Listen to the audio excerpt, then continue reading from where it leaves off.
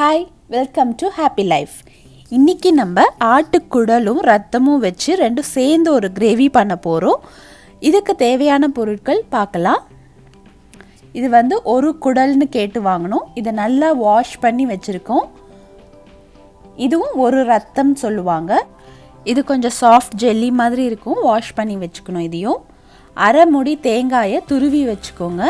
Medium size 5 வெங்காயமே இந்த மாதிரி அரைச்சி வச்சுக்கணும். 3 பெரிய தக்காளியை கட் பண்ணி வச்சுக்கோங்க. 3 பச்சை மிளகாய் எடுத்துக்கலாம். 3 ஸ்பூன் இஞ்சி பூண்டு விழுது, 2 பட்டை, 2 லவங்கம், 3 ஸ்பூன் மிளகாய் தூள், 3 ஸ்பூன் தனியாத்தூள், மஞ்சள் தூள் ஒரு 1/4 டீஸ்பூன். இதுதான் நம்மளோட மெயின் இன்க்ரீடியண்ட். இது தவிர்த்து பார்த்திங்கன்னா தேவையான அளவு உப்பு சேர்த்துக்க போகிறோம். இப்போ எப்படி செய்யறதுன்னு பார்க்கலாம். ஃபஸ்ட்டு ஒரு குக்கரை அடுப்பில் வச்சுட்டு ஒரு 3 ஸ்பூன் எண்ணெய் விட்டு பட்டை லவங்கம் போட்டுருங்க. இஞ்சி பூண்டு விழுதை போட்டுட்டு நல்லா வதக்கணும். இதை இஞ்சி பூண்டு வாசனை போகிற வரைக்கும் நல்லா இந்த மாதிரி எண்ணெயிலே வதக்கிட்டுருங்க. இஞ்சி பூண்டு வதங்கினதும் நம்ம அரைச்சி வச்சுருக்க வெங்காயத்தை சேர்த்துடலாம்.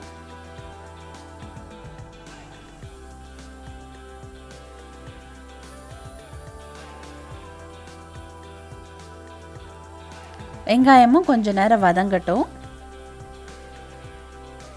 கொஞ்சம் உப்பு சேர்த்துடலாம். இதுலேயே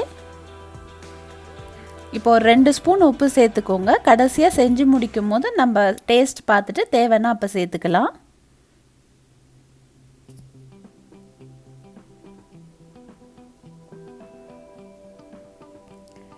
வெங்காயம் நல்லா வதங்கின உடனே நம்ம கழுவி வச்சுருக்க போட்டியை சேர்த்துடுவோம். இதில் இந்த போட்டி நல்லா சுத்தமாக கழுவணும், இல்லைன்னா இதில் நீச்ச ஸ்மெல் வரும். அதனால் கழுவும் போது நல்லா கவனமாக சுத்தமாக கழுவிடுங்க.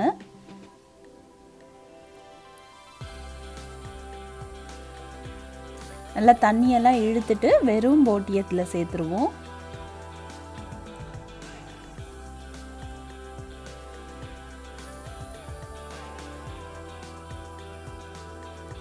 இப்போ நல்லா வதக்கணும். இதை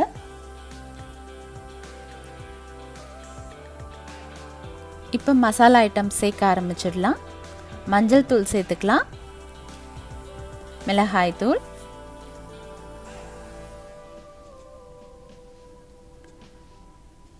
தனியாத்தூள்,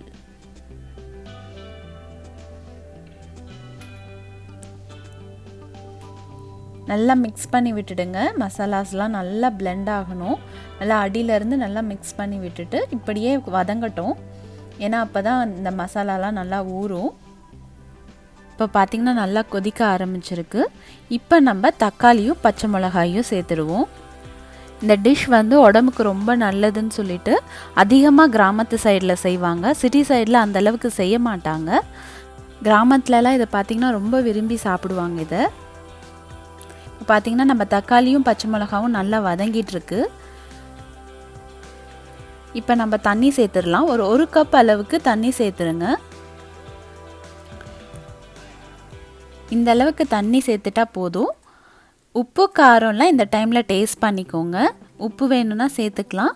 கடைசியாக நம்ம பெப்பர் ஆட் பண்ண போகிறதுனால காரம் அதுக்கேற்ற மாதிரி சேர்த்துக்கோங்க. இப்போ குக்கர் மூடிட்டு 2 விசில் விட்டுடுவோம். இப்போ ப்ரெஷர்லாம் அடங்கின பிறகு ஓப்பன் பண்ணி பார்க்கலாம். இப்போ பார்த்திங்கன்னா நல்லா வெந்திருக்கு. அடுப்பு மறுபடியும் பற்ற வச்சுருங்க. பற்ற வச்சு இது கொதிச்சிட்ருக்கட்டும். அதுக்குள்ளே நம்ம இந்த ரத்தத்தை இந்த மாதிரி பிசைஞ்சு எடுத்துக்க போகிறோம். நல்லா எல்லாத்தையும் பிசையணும். அது கட்டி கட்டியாக இருக்கும் இல்லையா, எல்லாத்தையும் நல்லா இந்த மாதிரி பிசைஞ்சிருங்க.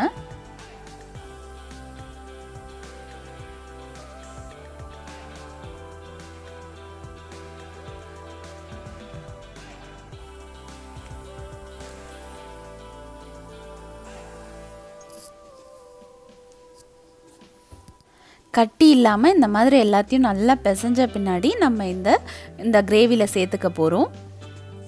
சேர்த்துட்டு நல்லா மிக்ஸ் பண்ணி விட்டுடுங்க. கொதிக்க கொதிக்க பார்த்திங்கன்னா அப்படியே திக்காயிட்டு வரும். இது உங்களுக்கு கொஞ்சம் கிரேவி மாதிரி வேணும்னா நீங்கள் இந்த டைமில் கூட கொதி வந்ததும் ஆஃப் பண்ணிடலாம். ஒரு 5 நிமிஷம் கொதிச்சா போதும்.